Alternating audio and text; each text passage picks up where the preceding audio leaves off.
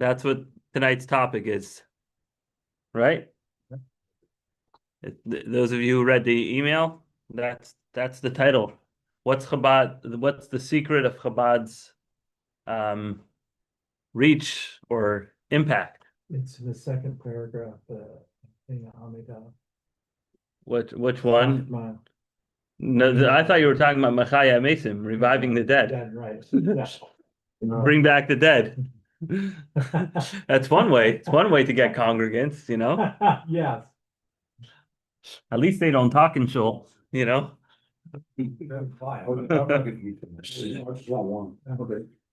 Now when I can. The worst that can happen, when you get ghosted, that's it. Quite literally. All right. Baruch atah Adonai Eloheinu melech haolam shehakol neh b'dvarei.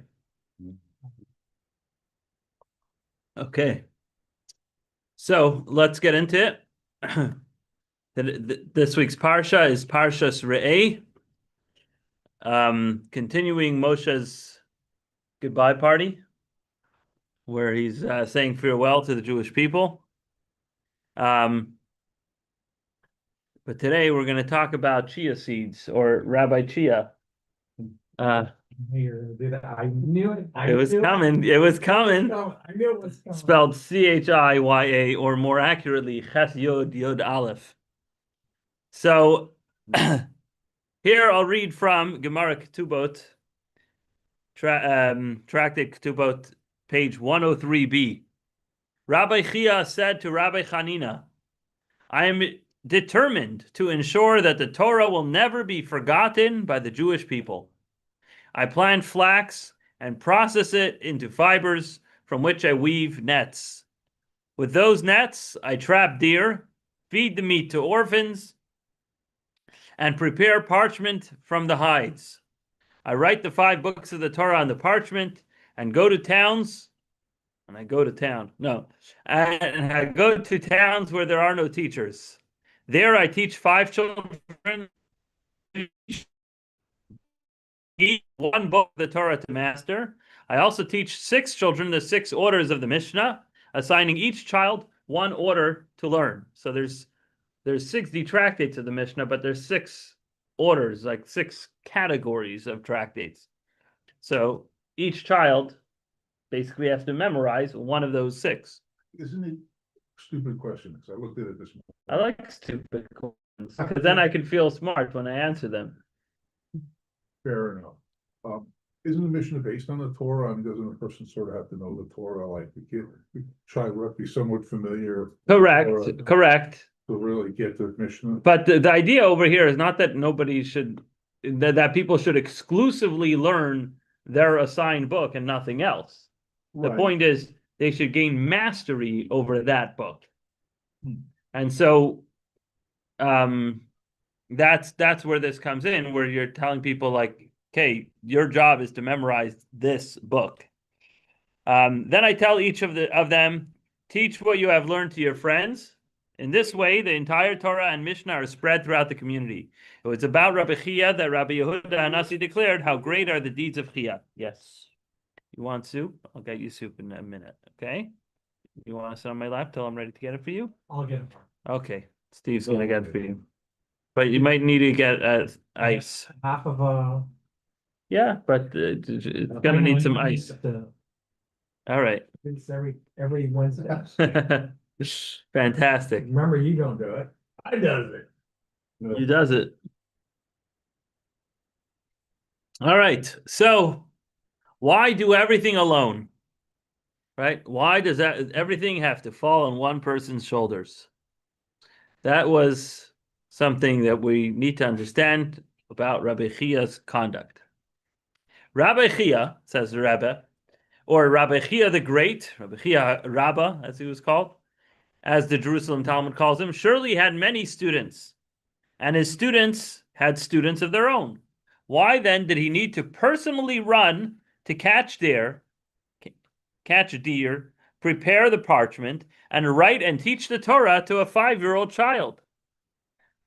Right? He did this all himself. The Talmud is precise when it says, how great are the deeds of Chia. It does not say the conduct of Chia, the learning of Chia, or the rulings of Chia, but specifically the deeds of Chia. Why did he do this all himself? He could have hired people to do all this, right? Somebody else could have gone hunting for him. So why did he do all of this by himself? That is the question. Larry, you want to read? If you rely on others, nothing gets done. All right. The simple Yeah. explanation is that once a person begins to rely on delegating work, having one student go hunt the deer, another to write Torah, a third to teach the Torah to the children, while he occupies himself with deep Torah study, something that no one but Rabbi Chaya himself could do, then nothing would actually get done. To make sure that the matter actually gets done, a person has to throw himself into it from beginning to end. Furthermore, no matter how much he would give over to the students and to the students of his students and to his servants and hired workers, there would still be many Jews who would not be reached by the word of God, which is halakha. What about the issue of when will his own Torah ever be studied? Surely Rabbi Chaya thought about this too. He loved Torah deeply, and even while teaching Torah himself, he continued to study from Rabbi Yehuda, the prince, as the Talmud says. If Rabbi Yehuda did not state it, where would Rabbi Chaya have gotten it from? And yet he engaged personally in practical action, things that were merely a preparation for the preparation for Torah study. So interesting what's going on over here. So basically, why didn't he delegate anything? Because he said, if I want it done, then it's not, it might not get done if I leave it up to others. Now you might say, well, you know, if you're spending all this time in community work and hunting deer and all of the above, right? When is he gonna learn Torah? So I'm trying to take this apart and see, like, is the Rebbe advocating for this behavior or against this behavior? What's your take so far? Larry, you read it. He's introducing this right now. He's just introducing. I know, but what does it sound like? Does it sound like this is a good thing to delegate everything to other people and be able to have more time to study Torah yourself, or is it better to get the job done from A to Z all by yourself? Well, considering that he's the person who delegated a lot, I would say Delegating. he's Because delegating. that's the preparation for the preparation to studies. Torah. But it seems like you're saying the Rebbe delegated a lot. Yes. Oh, so you're saying the Rebbe would delegate and okay. Well, let's see. Makes So- sense. Well, yeah. So sorry, let me just see. This is my brother-in-law. He's at hello?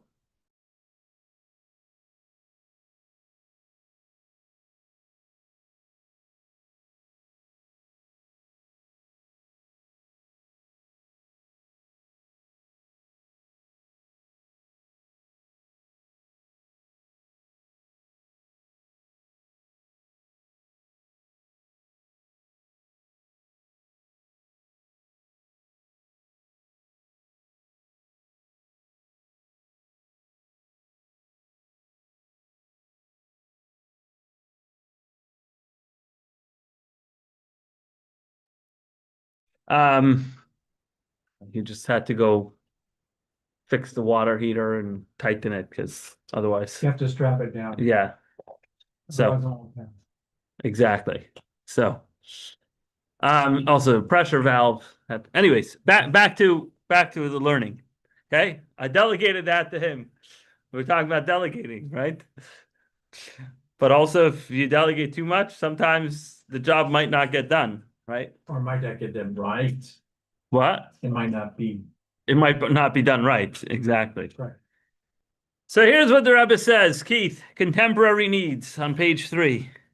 In our own time, we need an obligation to engage in all of the above is all the more pressing. As mentioned earlier, there is a clear Halachic. Halachic, Yeah. ruling that a mitzvah cannot be done by others, takes precedence over one's personal Torah study. Aha. So if you can delegate it, then perhaps delegate it. But if nobody else can do it, you got to do it yourself, even at the cost of your own Torah study. Now, it's important to realize that Torah study is something that the Torah, you're not allowed to waste time of Torah study. You have, like we're doing right now. We do this every Wednesday night, and no matter what's going on in my life, for the most part, we stick to our guns. We keep studying Torah, right? But what happens, God forbid there's an emergency and I'm the only one that can solve that emergency, then you got to do what you got to do, right? Delegate to Steve. Not everything. There are things that I can do that Steve can't do. And guess what? There are things that Steve can do that I can't do. Right? No doubt. So if it's a mitzvah that cannot be done by others, then that takes precedence over your Torah study. Keith, keep reading. Okay, when there is doubt as to what your mission is, challenge arises that people will always have their own self-bias. We may be pulled one way or the other by nature and temperament. For that reason, we have our sages who must clarify the law according to the code of Jewish law. How to divide our time between the needs of Shia and our own Torah study or Torah study from someone else, which we are told makes Torah greater and more glorious. So do you focus on your own grandiose level of Torah study, especially if you're a guy like Reb Chia, or do you spend the time doing the mitzvah of teaching others Torah? That's the issue at hand. Rabbi Chia could have amassed a vast wealth of knowledge if he stayed home in his own study and studied, but instead he went out to the field hunting deer. Why? So that parchment could be used for the kids to study. So in a way, it's giving up on his own spiritual comforts, right? Spiritual comfort would be sit in his own library and study all day. I mean, that like any geek would enjoy, right? Present company excluded, right? No. So let me tell you a story. Yeah. Or actually pee.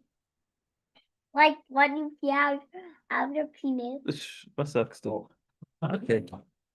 That's a question for different times. Okay. Joey. Yeah, fair enough. Fair enough. Okay. All right.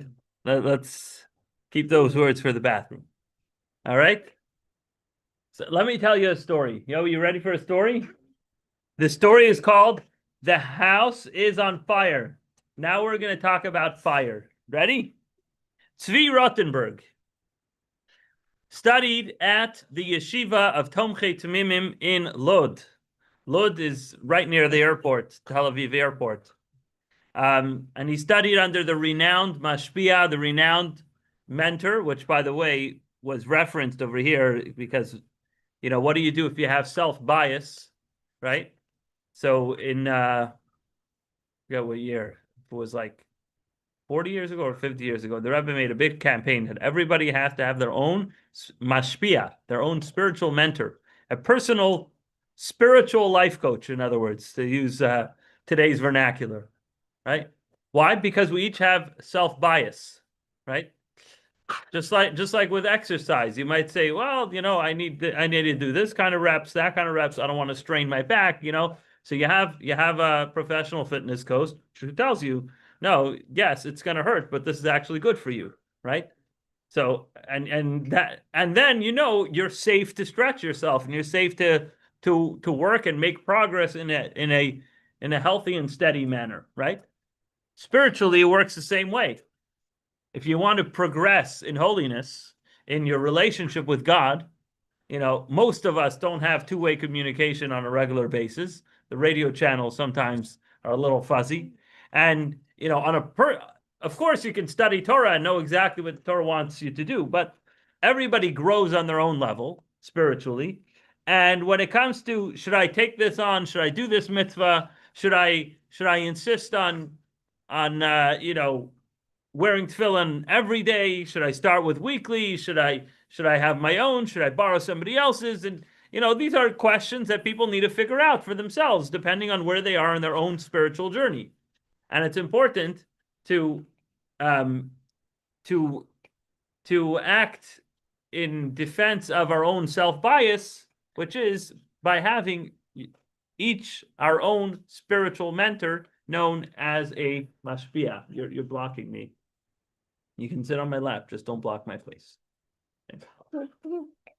So, did you hear what I said? Yes. Okay, please respect that. So in every Chabad yeshiva, there is a mashpia. The mashpia, his job is to be the spiritual mentor for the students in the yeshiva. Now, that plays itself out in giving classes and lectures about spirituality and Jewish mysticism, but also to invite students one-on-one to engage them and to see how they can help them on an individual level to grow in their Yiddishkeit, to grow in their connection with God. So, that said, Rabbi Shlomo Chaim Kesselman was a famous mashpia, this mentor in this yeshiva in Lod. And Tzvi Rottenberg, who was a student there, really felt the Hasidic atmosphere in this yeshiva. Now, one day, the yeshiva was shaken up by the arrival of a rabbi by the name Zusha Vilimovsky, also known as Zusha the Partisan. Okay, he came from Russia, whatever. I'm not going to go into his whole life story. But later on... That was scared enough. Yes, that's right. You know that. Same word. So, Zusha the Partisan later on would you'd see him in the Farbrengens of the Rebbe in the 80s and whatnot when they had videos. You see him standing on like a high bench or chair or something behind the Rebbe, like a few seats behind him to the left, and he would make a ruckus. He would get the crowd going and sing, and he was a wild personality in a good way. So this Zusha Vilimovsky arrives at the yeshiva in Kfar Chabad, and at the time, the Rebbe had entrusted Reb Zusha to establish Chabad day schools throughout Israel. Now, fact of the matter is, back in the 50s, Israel was largely secular. Certainly the government and the founding Zionist fathers of the state of Israel were very secular, and the day schools in Israel were not exactly teaching the Tanakh. Okay, so Jewish kids throughout Israel are growing up with basically no knowledge of their Judaism, and there were thousands of immigrants arriving from Morocco, Yemen, Iran, and all the other lovely countries that just said they love us so much, and because of their abounding love, they just don't have space for us in their countries. So, catch my drift? Yeah. All right. So so all these Jewish kids are arriving from these Arab countries, and they're immigrants here in Israel, and most of them came from traditional Jewish homes, and families would have wanted their kids to get a Jewish education, but practically, many of these children were placed in secular schools where they were gradually being disconnected from their Jewish heritage. Sorry. What's usually bad? Not the government currently, yes, but the people, and especially the Yidden who are coming from there, were very good people. And especially the army is very, very big. Okay, we'll talk about the army another time. So, but here you had Jewish children who were slipping away from their Jewish identity. They were becoming less and less practicing, and the Rebbe instructed that every possible effort should be made to save these children by establishing schools wherever they would be needed. I guess you can say they were somewhat of the low-hanging fruit in the sense that they have the background. Their parents are religious, or at least were religious before they immigrated to Israel. And, it's just about, for a few years, things deteriorated somewhat. And now is a chance to save them, and yes, to save them and give them a proper Jewish education. So Reb Zusha Vilimovsky was heading this effort, but he had one challenge. He had schools that were ready to open. He had kids who were signed up for the schools. But there's one problem. What else do you need in a school? Teachers. Teachers. He had no staff. He needed teachers, principals, educators. How's he going to build the school without people to run the school? Minor detail. Which, by the way, is very Chabad-esque.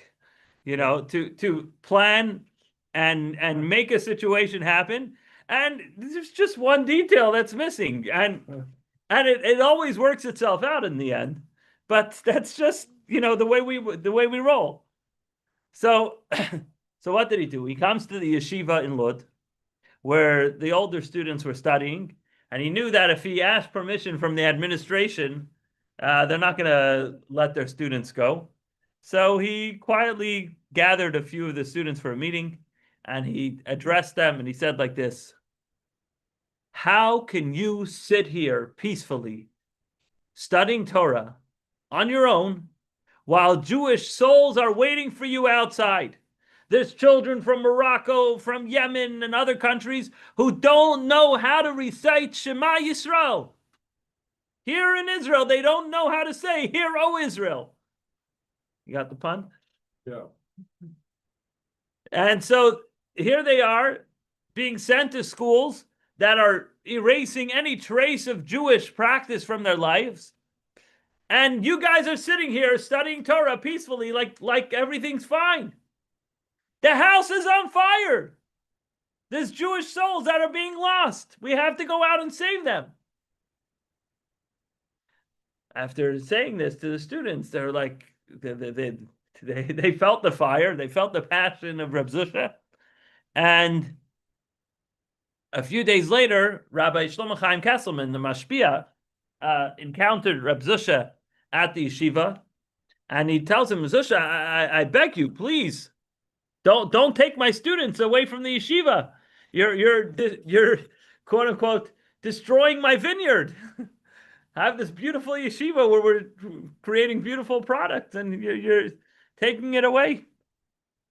So Zusha told respectfully but firmly to Rabbi Kesselman, he said, "They're not yours. They belong to the Rebbe. And the Rebbe wants them now on the battlefield, on the spiritual battlefield." And it became a whole debate. Exactly. It became a whole debate. And Shlomo Chaim Kesselman argued, these young men, they're still in their prime. They need to grow. They need time to learn and develop themselves. They're not ready to go out there and be teachers and educators and all of that. So Rav Zusha said, no, we don't have the luxury of waiting. The children of Israel are drowning now. When someone's drowning in a river, you don't say, well, I think I should probably take up swimming lessons. You jump in the water and you go save them. And he says, same as here. These kids, every day that's passing, another soul could be lost from ever growing up with a Jewish identity. And history is not going to forgive us if we just stand by and pretend it's not our responsibility. So one of the students who heard this whole debate, passionate debate going on between Rabbi Kesselman and Zusha Vilimovsky, one of the students was Tzvi Rottenberg, and he was listening nearby, and Rabbi Zusha turns to him and says, "Tzvi, you're coming with me." So where'd they go? They went to a moshav, a settlement called Moshav Brosh in southern Israel, which was a community of Middle Eastern immigrants and North African countries. and they needed a teacher to teach the local children Torah. So Tzvi Rothenberg left the yeshiva, and he left knowing he has a mission, and that's what the Rebbe would want in this moment. And he went, he taught the children, and he devoted himself with all his heart to their education. So this is the idea that, sometimes you can't wait for the job to get done when it's urgent. You got to go out there and put out fires. So let's see the bottom of page 3 now, going back to the Sikha, to the talk of the Rebbe, Steve, with passion and enthusiasm. In addition to what is said above, that this type of conduct is demanded of everyone, there is another condition. The work must be done with passion and enthusiasm. Things can be done as a mere routine, out of habit, seemingly engaging with another Jew in order to study a Torah topic or assist them in the performance of a mitzvah is a charitable act. Where the intent of the benefactor doesn't matter. In the case of charity, the poor person who receives the charity does not care whether or not the giver's intention is pure. So the Rebbe is trying to draw a contrast between charity and education, right? When you give someone charity, even if you throw the $100,000 check in his face, he can still cash the check, right? That's the bottom line. It's not nice, of course. It's not the ideal way to do it, but what's the most important? The dollar figure, right? But when it comes to teaching and giving a Jewish feeling and experience, it's not about the quantity. It's all about the quality. So keep going. Okay, but in practice, we see that when we wish to draw distant people close, success depends on the other person feeling that we are speaking to them with words that come from the heart, not merely to discharge a duty, after which we can move on to other matters which we are thinking about even while taking to them. Talking is a typo. Talking. In other words, you're talking to this person who you're trying to influence, and you're thinking about the next task on your mind. I should have known that it was trying to tell me talking instead of taking. Everybody have taking? We have taking, but Okay, it's a typo. sometimes I get different typos. Don't ask me why. Or maybe it's like taking to them as in like paying attention to them. Now, let's not waste too much time.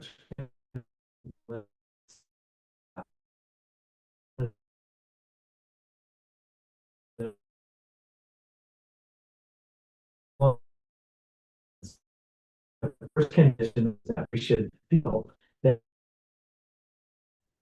they should study Torah and observe practical. We have to care. That's the bottom line.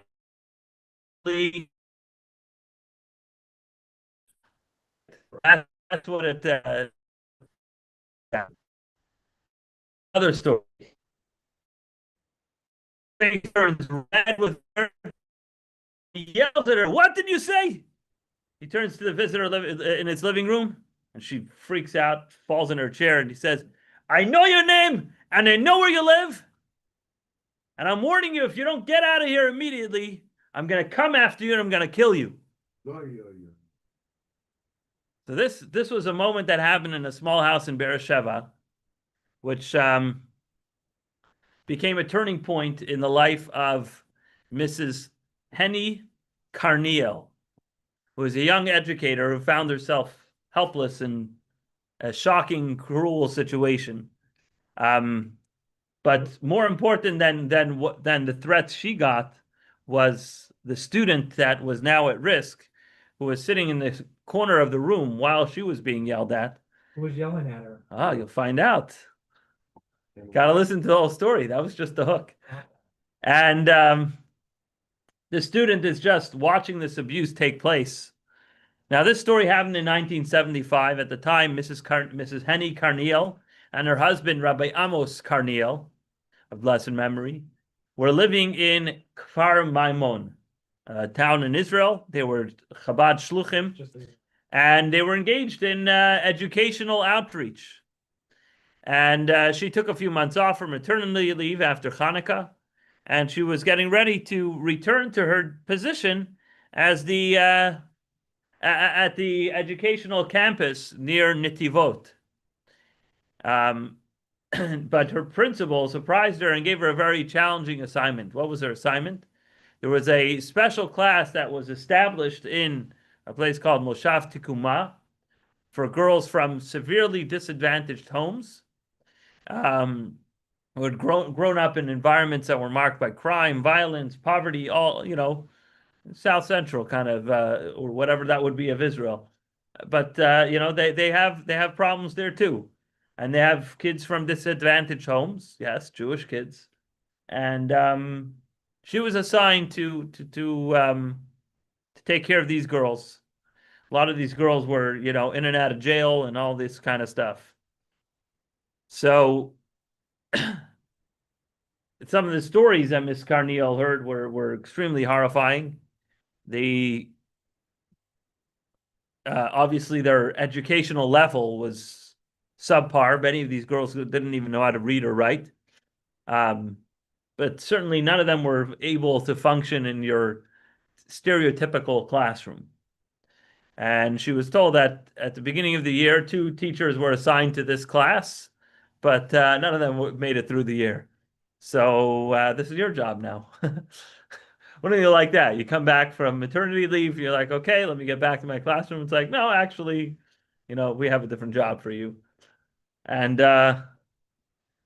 she wrote to the Rebbe. Remember the Right, it's just over broke. What's a yob? J-O-B.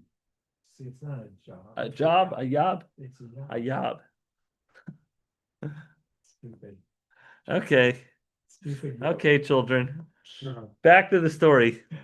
So she writes a letter to the Rebbe in New York, asking whether she should accept this position. It's a big one. This is not what she signed up for, but now they're giving her this position. So the Rebbe gave a very clear, unequivocal answer to take the assignment and told her how to reach the students' hearts. He said, tell them many stories of tzaddikim, of righteous people, and encourage them to do practical mitzvahs. So give them people to look up to and practical things to do.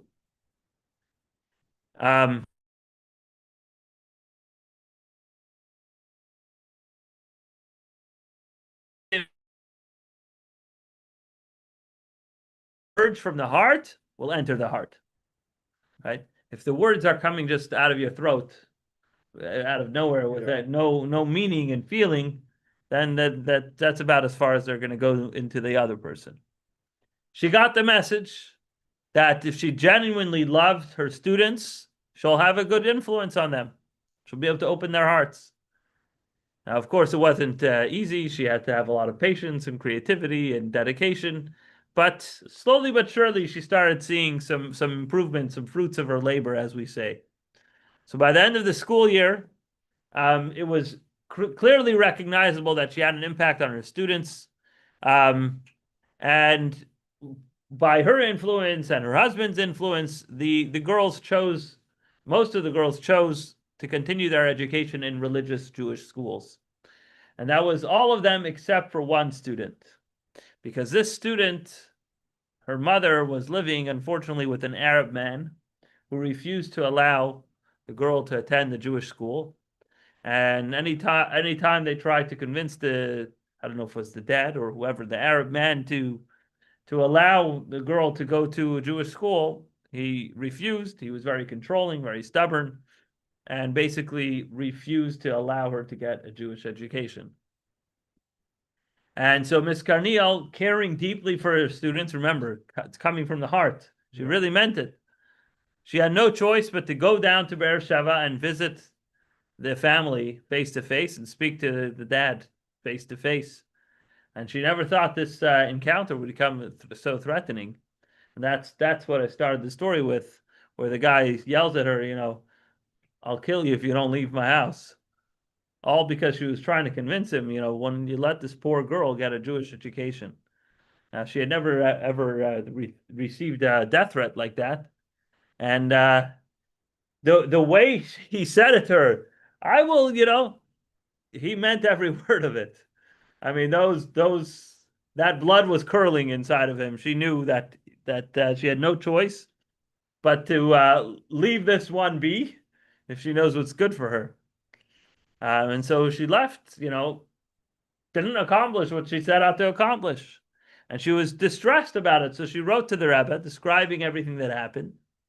And a short time later, she got a response from the Rebbe asking whether she knew this girl's birthday, the girl who was no longer continuing to go to her school. She said, yeah, of course, we celebrate the students' Hebrew birthdays in school. And so, yeah, I know all the students' birthdays. So the Rebbe told her that from that day on, you should recite her kapitel Tehillim. As we know, at the end of davening, we recite the chapter of Psalms corresponding to our age. So if she was 14 years old, her chapter of Tehillim would have been chapter 15, right? Or whatever. I don't know exactly how old she was, but that's what the Rebbe told her to do, and said, continue to do so. So from that day on, she took it upon herself to pray for this girl. What else could she do, right? She can't pull him out of the Arab's house. It is what it is. So she said her students' kapitel or students' chapter of Tehillim every single day, never forgetting about her. And every year on the student's birthday, she would go to the next chapter because the student was a year older. And at some point, she's like, I'm gonna take this to the grave. This is, just a thing that I'm gonna do forever.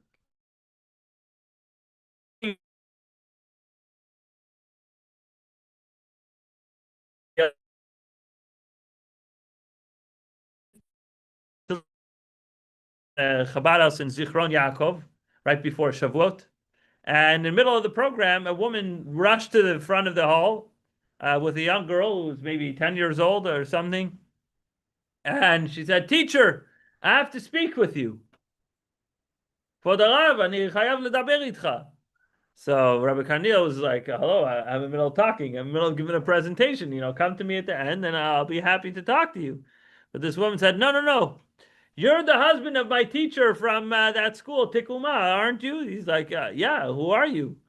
So she said, it's my name, and I've been searching for your wife for all this time, and I have to speak to her. Of course, after the speech, Rabbi Carneal put his wife on the line with this woman. Of course, there were lots of emotions and, reconnecting. But she told Miss Carneal what had happened in the last 14 years. She said that, her home situation got worse and worse. One situation led to another, to the point that an organization in Israel called Yad La'achim had to perform a rescue operation. Wow. Yad La'achim is an organization in Israel. I've seen some documentaries of what they do, where they rescue Jewish women from Arab villages. Let's just leave it at that. You can use your imagination, and it's probably worse. So this girl had to be rescued by Yad La'achim. And she eventually got married to a fine Jewish man, established a Torah-observant Jewish home, and this was her daughter with her on that day. And she said, I never understood why, but I always remembered my teacher.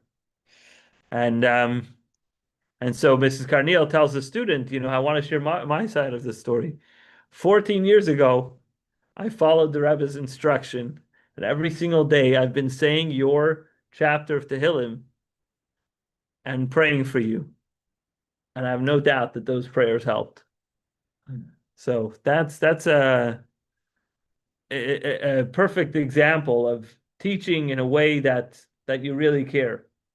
And I know recently there was a colleague of mine here in the LA area that someone in his community was involved in, let's just say, unbecoming behavior. And he tried to convince this person out of this particular behavior and was unsuccessful. And he began saying this person's chapter of Tehillim. In fact, he actually asked a few of us to join him, and I did it for a while. Turns out the person is on a better path today. But it just came to mind, that's when you really care about someone and you try to help them and they refuse your help, or somebody refuses you access.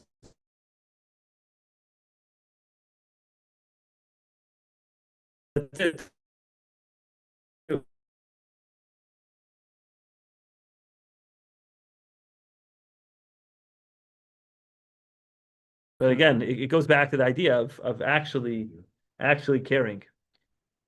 Okay, let's see. Page 5. Joe, you want to be like God? Next page. Yeah. Rebbe, this can be connected with the general difference between, quote, walking in his ways, unquote, and, quote, cleaving to him. All right.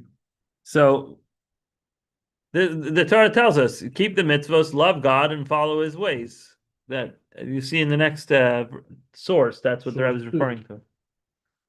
For if you keep all these commandments, which I command you to do them, love the Lord your God, walk in his ways, and to cleave to him.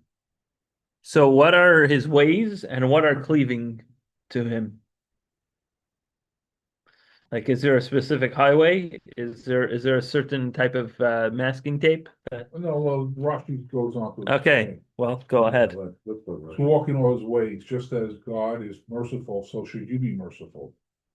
Just as he performs acts of loving kindness, so should you perform acts of loving kindness. To cleave to him. How is it possible to cleave to God? Is he not described as a consuming fire? Rather, it means to cleave to Torah scholars by attaching yourself to them and learning from them. God considers it as though you are cleaving.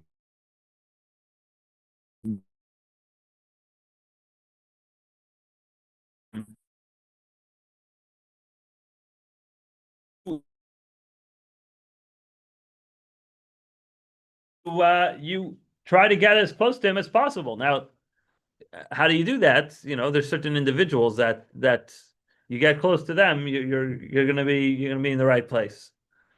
So the Alter Rebbe writes in Igeret HaKodesh about the concept of clinging to his attributes. Lidbaik b'midaisav. He writes, as our sages said concerning the verse, Uladavka bay, and to cleave to him, cleave to his attributes. So this is actually a different explanation than Rashi. Rashi says, cleave to the sages. The Alter Rebbe is saying, cleave to his attributes. So rather than focusing on the fact that God is a consuming fire, like Rashi says, oh, you can't really get close to God because he's going to eat you up alive, right?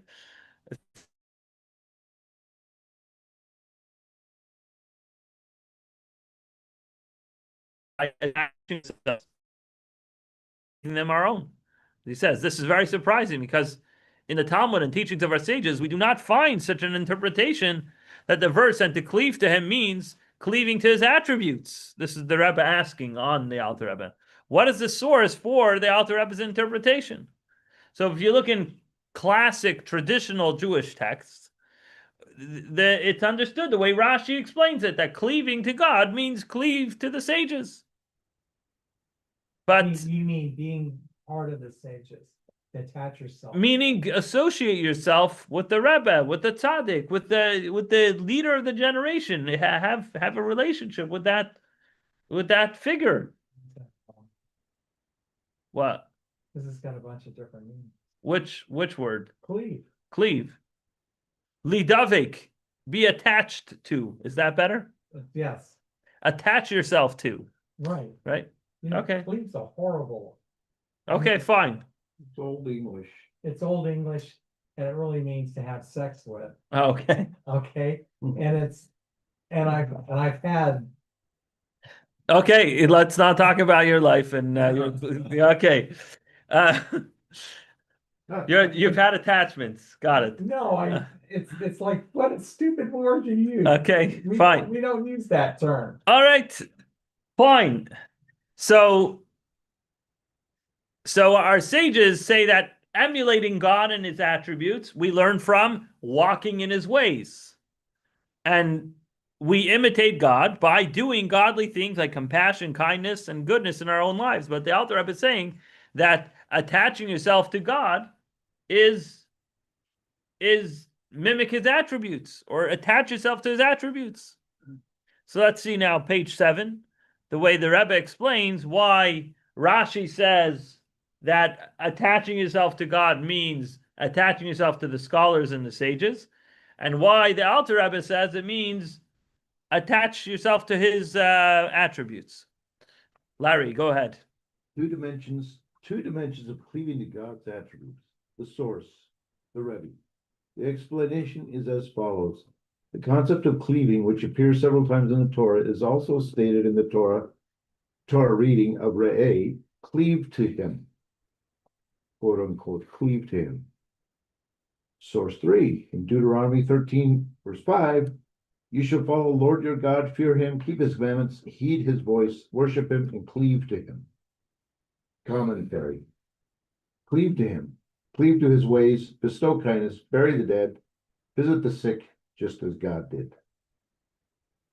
Okay. So it's interesting. The previous one was Deuteronomy 11:22. This one is Deuteronomy 13:5. So over here it says, and cleave to him. Yeah, let's see what the commentary says. That's fingernails to the chalkboard for me. I know. I hate to tell you that. Okay, attach yourself to him. Try to read it that way. That's for this guy, this 4-year-old over here. I can relate. I mean, It's a stupid. somebody says now, envision, just imagine something so beautiful and then you blow it up. And I'm like, I don't want to be thinking about blowing things up. I want to do it right. Okay. All right, commentary. Commentary. The Rebbe, we can therefore suggest that the source of Oh, 1 second. Did you read the commentary? Uvaisid bakun, Cleave to his ways, bestow kindness, bury the dead. Okay, That was, I did. all right, fine. Go on. I missed that. Yeah, keep going. Okay. The Rebbe, we can therefore suggest that the source of the Alter Rebbe's statement about our sage's interpretation of the verse, quote, cleave to him, as meaning cleave to his attributes, can be first found in Rashi's commentary on the above verse, cleave to him, cleave to his ways. You're really trying to scratch the chalkboard over here. That's on the paper. Please, no rain. All right, boys. So we do find the source for the Alter Rebbe's explanation in Rashi's commentary on the Torah in the Torah portion of Re'eh. There, on the words Uvaisid bakun, you should attach yourself to him. Rashi explains that we are attaching ourselves to God by attaching ourselves to his attributes. So, so that's something that you see is mentioned in this source. Yet, I'm reading now back in the text, yet one question still remains. The Talmud and the Sifri interpret the verse ladavka, to attach yourself to him, by asking, is it possible for a human being to attach himself to the divine presence? Rather, attach yourself to the sages and so on. So, why do our sages, which are quoted by Rashi in the earlier parsha, chapter 11, explain that since it's impossible to attach yourself directly to God, it must be talking about attaching yourself to Torah scholars? After all, from Rashi's commentary in the Torah portion of Re'eh and from the Alter Rebbe's explanation, we see that there is in fact a way to attach yourself to God, which is by attaching yourself to his commandment, to his attributes. So why did Rashi have to interpret it as saying that it means the sages? So let's see, Keith, 2 dimensions of cleaving. We find several mitzvot that involve both action or speech and thought or feeling. This is true of the 3 fundamental mitzvot of Torah: repentance and prayer. The Hebrew initials for those mitzvot spell the letter Tav. Yet when these are officially in the general count of the mitzvot, only their practical aspect is included, an action or verbal expression. Torah study. The essence of Torah study would seem to be understanding and comprehension. The primary focus of Torah study is the oral Torah, which we are expected to develop and expand its ideas and even produce original insights. Indeed, the halakha, The laws, the law. is the laws. If someone is capable of contributing new Torah insights, but fails to do so, has not properly fulfilled the mitzvah of Torah study. Okay. Rabbi, I'm gonna Yeah. go, I'm not feeling so great. All right. No worries. I'll try to see you on Friday though. Sounds good. I've got to get out of here too, Rabbi. It's my medicine time. Got to do what you got to do. No problem. 9 o'clock. Let me wrap this up then. So, Okay. nevertheless, the blessing recited over Torah is specifically on the act of speaking words of Torah. The same is true of repentance. Maimonides writes very precisely about the mitzvah of repentance. When a person repents and turns away from his sin, he is obligated to confess verbally. He does not define the mitzvah by its core content, which is repenting and abandoning one's sins. So all of these things, the common denominator is there is a verbal element to it. One explanation is that repentance has two dimensions. One is the practical side, verbal confession. The other takes place in a person's thoughts and feelings, which is firmly resolving never to commit the sin again, to the point that the one who knows all hidden things can testify that he will never return to this sin. So, I'll see ya. I'll see you on Saturday morning. And Friday night, sushi and scotch. Sushi and scotch. That's Yeah. Friday at 7:30? 7. 7. Yep. Remember, see, yeah. You take care, Steve. All right. Sorry, guys. Yeah, I'm sorry too, but medicine. No worries. We'll keep studying. It's all Okay, it's all good.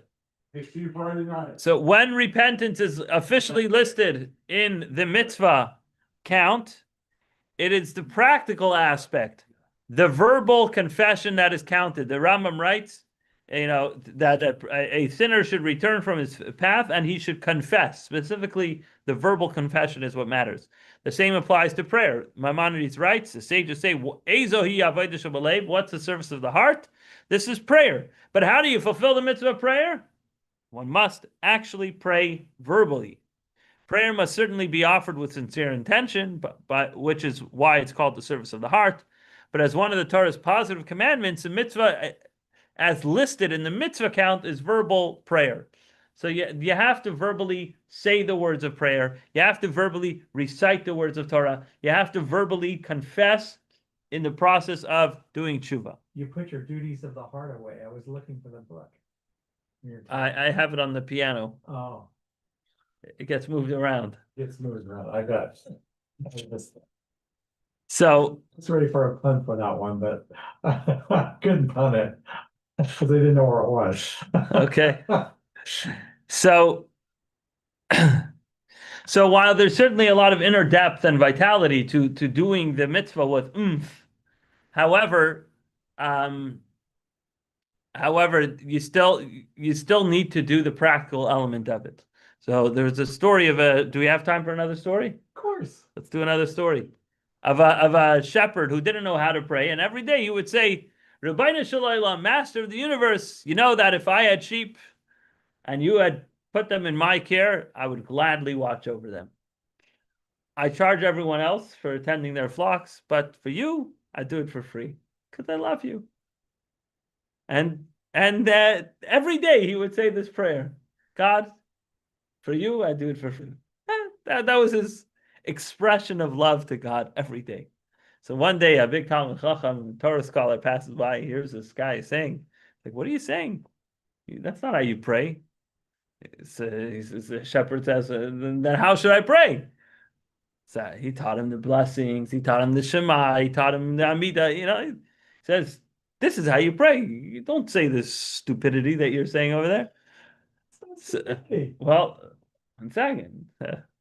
The simple prayer you're saying, there's prayer is a lot deeper. We have all these words. So the scholar left, and the shepherd is like, I don't remember a darn word the guy said. Exactly. Right? He couldn't remember the prayers. Now he feels guilty. I can't say this simple prayer that I've been saying. He's like, okay, I guess I can't pray. And that night, the Torah scholar had a dream, and he was told, if you don't return to that shepherd and tell him to pray the way he was praying Right. until now, you're going to suffer the consequences, because what you just did took away his portion in the world to come. That's right. That's right. So the scholar went back to the shepherd and said, tell me, how have you been praying? So he said, I haven't really been praying at all. I forgot everything that you taught me, and you told me not to say what I used to say. So the scholar said, I was shown in a dream that you should go back to your original prayer, say whatever you used to say. So this shepherd obviously didn't know a lot. He wasn't a big community activist helping other people and whatever. He was just a guy trying to earn a living. He's like, hey, God will give you a discount.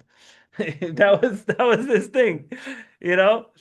It's so, you don't have shepherds nowadays, but the concept of, like, somebody's a shop owner and he's just trying to get by, and God will give you a discount, or whatever the equivalent might be, right?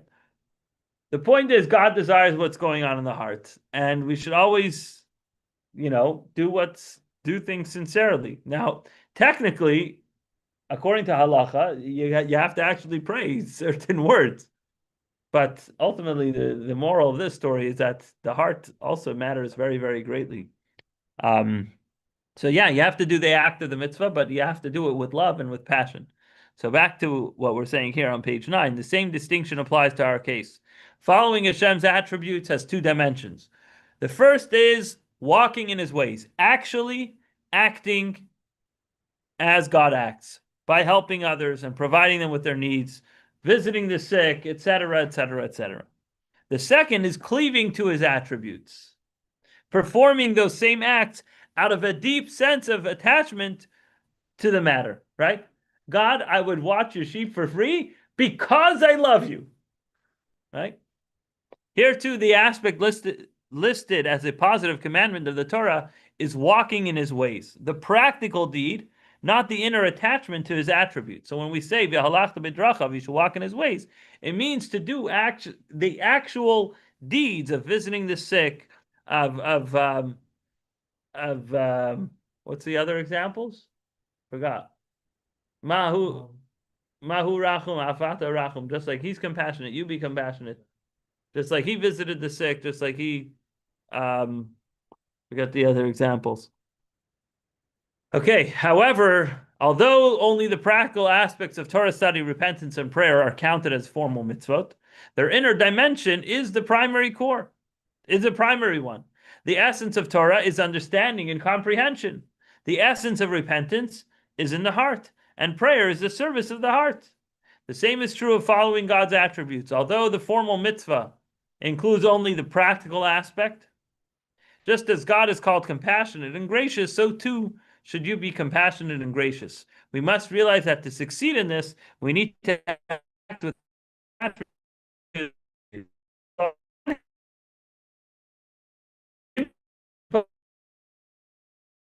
Like it, yeah, you're never going to talk to me again. Just get the job done. And yes, that's true. You could think about tefillin, you could study about tefillin. It's like, some people, it's like, yeah, before I do anything, I want to understand and appreciate what it is.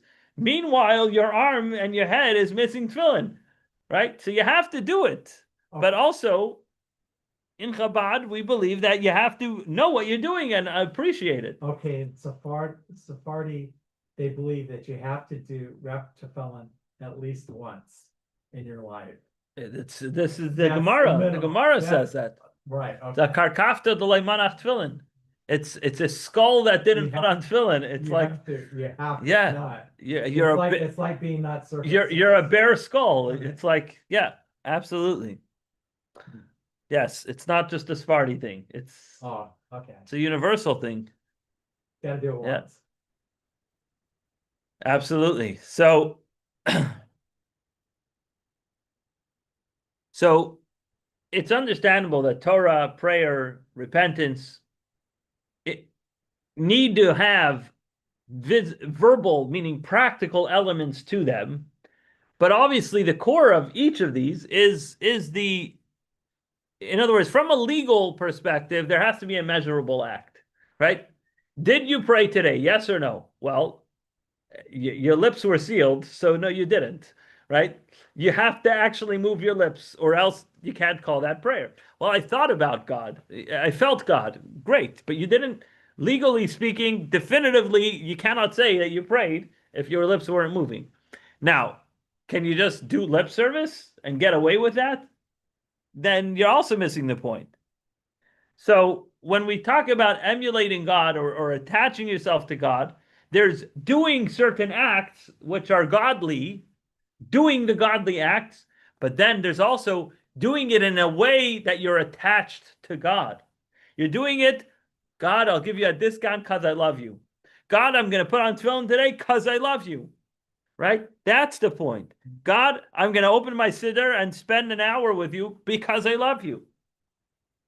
So the goal is God, I love you. But the way we get there is by opening the siddur, by moving our lips and actually doing the thing. Now back to Rabbi Chia. This is similar to what was explained above about Rabbi Chia the Great.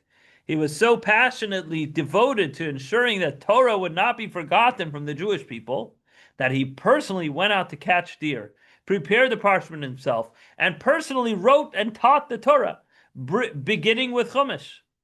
He acted this way because he approached the task in the spirit of attaching himself to God, completely immersed in it. So he didn't just say, well, I'm walking in his ways, I'm doing the thing, I'm teaching the Torah. No, he was all in. He was there with every fiber of his being. And that's why he literally went to hunt down the deer and smoothing out the parchment and write it and all of that because he loved it so much. So that's why. You know, it takes a lot. Have you ever seen? Getting a deer. No, where you had to do, I mean, I got forced to do this stuff as a kid. What to smoothing out the To smooth skin? it out, you have to take. the I've watched skin it. And you have to soak it, and then you have to take like there's a special knife that you have to go to Right. skin it. Yeah. Well, take off the hairs Right. and stuff, and it stinks. It's holy. You were really abused. I was as a kid. I had to sit one morning. You know, it's funny because I learned these things. I learned these things as a kid, just like about just first of all to learn like how tefillin and Sefer Torah are made, Right. but also to learn the laws of Shabbos, because you have to know what are the 39 malachas, what are the 39 acts that you can do, and one of them is not one of them. Several of them are the various stages of skinning an animal. Right. Shechting, and then skinning it, Right. and then smoothing it, Yeah. and all and making markings in it before you cut out a particular thing. All of these different stages are cutting, right? That's why you're not allowed to cut toilet paper, because it's similar to cutting a marked sheet of parchment. Right. That's why either you use Kleenex or you pre-cut your toilet paper before Shabbos.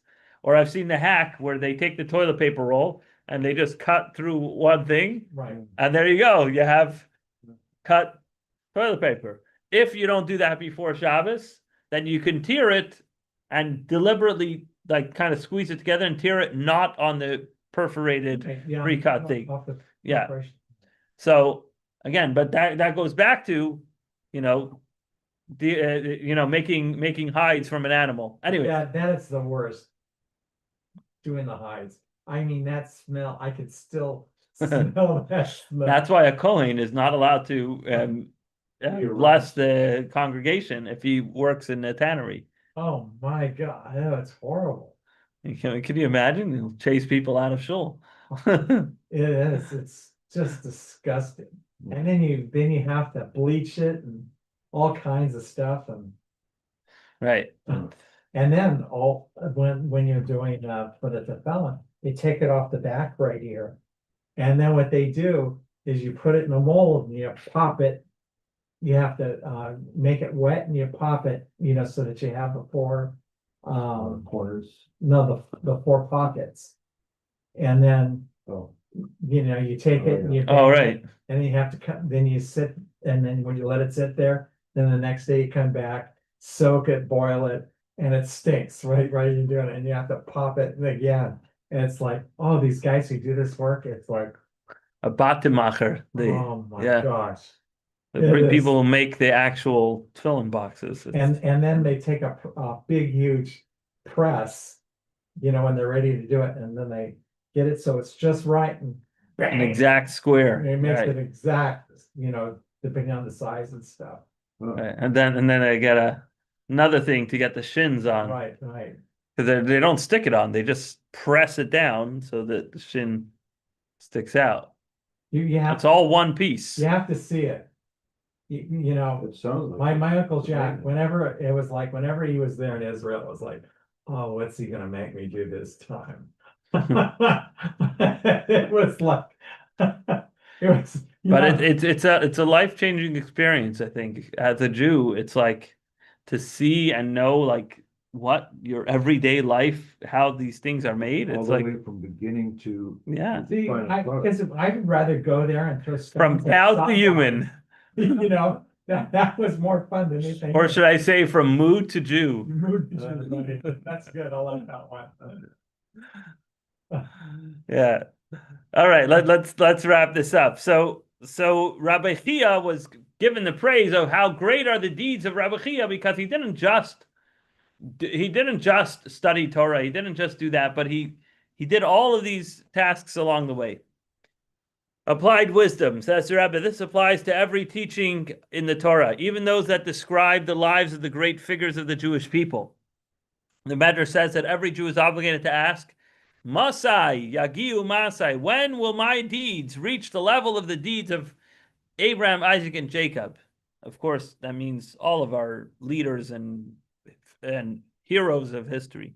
Since they have already paved the way, that itself is proof that the time has come when every Jew can emulate their deeds, at least on the external level of actual practice. Meaning, maybe you can't, serve God the way Abraham served God, but at least obey him. Have a bris like Avram had a bris.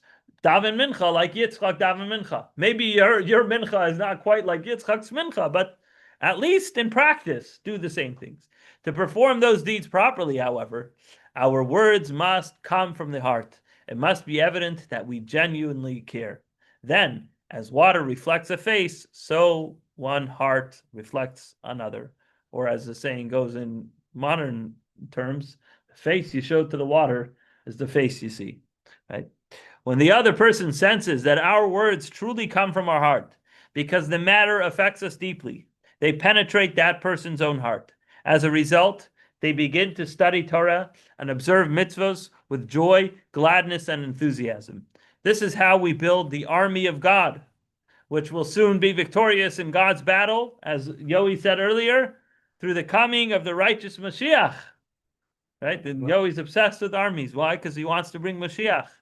He will rebuild the Beis Hamikdash in its place, then gather in the dispersed of the Jewish people. May this happen very soon with joy and gladness. Amen. So the next time you look at somebody, and I don't want to call him out by name, but there's someone who a fellow shliach who I look at, and I see him go after people. I mean, for Yiddishkeit, to bring them to shul and whatever. And it's like with unrelenting pressure.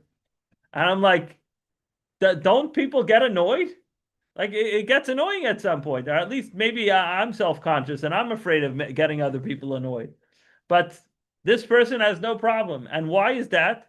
Because when you're coming with genuine devotion and it's coming from the heart, then it really matters. It really has an impact. And that's the Chabad secret sauce. If you wanted to know what it is, why does Chabad have such tremendous success? It's because the Rebbe taught us unrelenting Avos Yisrael, taught us to actually have the words coming from the heart. Not every Chabad rabbi is rabbinic expert or a halachic expert in every detail and nuance of every law that, I'm sure there's other rabbis that may know a lot more information than myself or some of my colleagues.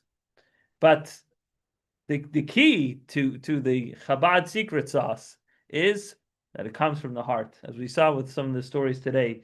Saying the capital of a girl for 14 years, I mean, that's extreme. You don't see your student for 14 years and you still every single day praying for them. I mean, that only happens when you really mean it.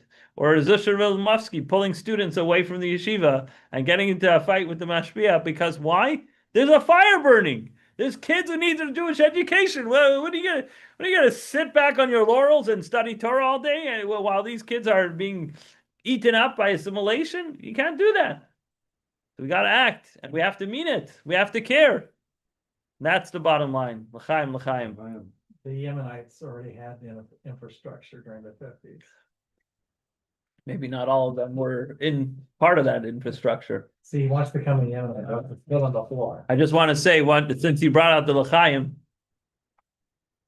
tonight is the yard site of my dear Bobby, my grandmother, Rivka Gittel, Bas Eliyahu. Oh, I believe it's her 28th yard site tonight. I remember vividly when we got the news. And Mir Neshama have an aliyah and be a gutta better, a good intercessor for the whole family, with blessings. And have a lot of nachas. L'chaim. okay.